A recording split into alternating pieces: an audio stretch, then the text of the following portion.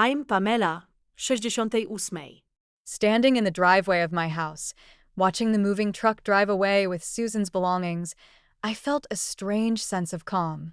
3 weeks ago, in that stuffy law office, I finally revealed the truth about my wealth to Susan, Harold Jr., and Margaret. The shock on their faces was something I'll never forget. Susan had always been so sure of herself. After my husband Harold passed away, she wasted no time kicking me out of the house I'd lived in for 40 years.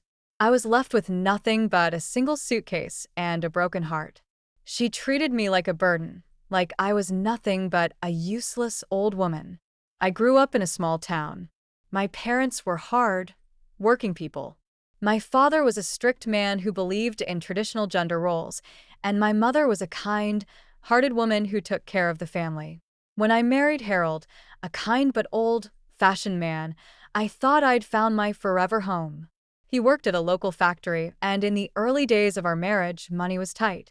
In 1964, Harold faced a period of unemployment. We struggled to make ends meet, relying on my father's small loans and our meager savings. That's when I decided I needed to do something. I started working as a bookkeeper at a local boutique, telling Harold I was taking sewing lessons. I earned a little money each week, but it was mine, and I started putting it into a separate bank account that he knew nothing about.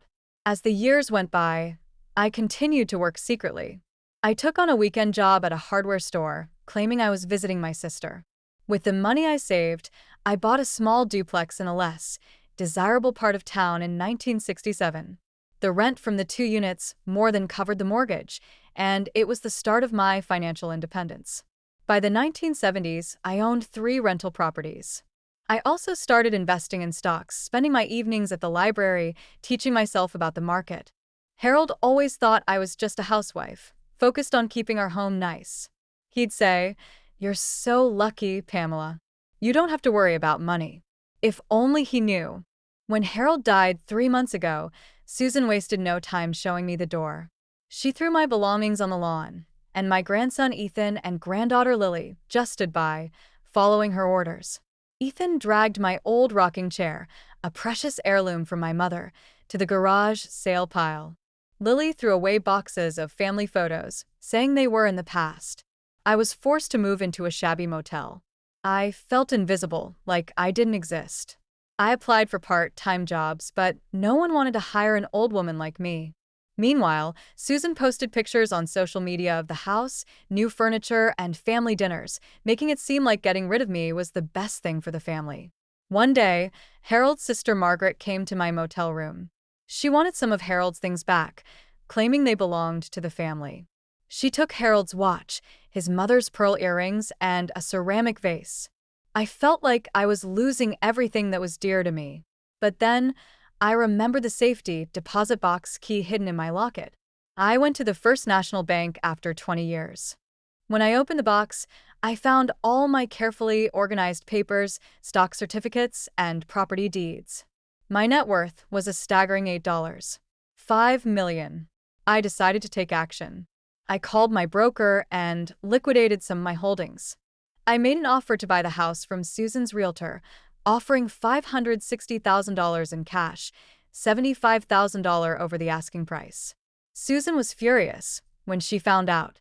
She called and texted me non-stop, threatening to call the police. My son, Harold Jr., also called, asking me to stop this madness. But I was determined. At the law office meeting, I showed them all the evidence of my wealth. Susan couldn't believe it. She accused me of lying to Harold, but I explained that I was protecting our family.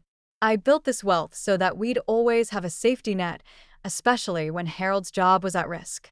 In the end, Susan had no choice but to sell me the house. She fought it until the last minute, but all my documents were legitimate. Now, as I stand here in my house, I know that the past few months have been a nightmare, but also a wake-up call. I recently went to see Susan at her new apartment. She was in a bad situation, drowning in debt from the money she'd spent on the house. I offered her a 3-bedroom house I owned, just 10 minutes from the kids' school, at a rent of $450 a month, including utilities.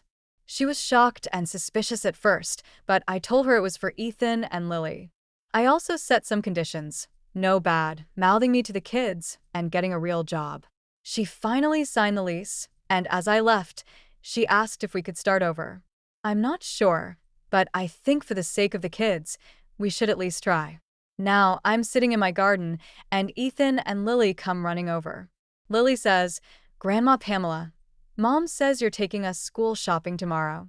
Ethan looks up at me and asks, "Grandma, are you really rich?"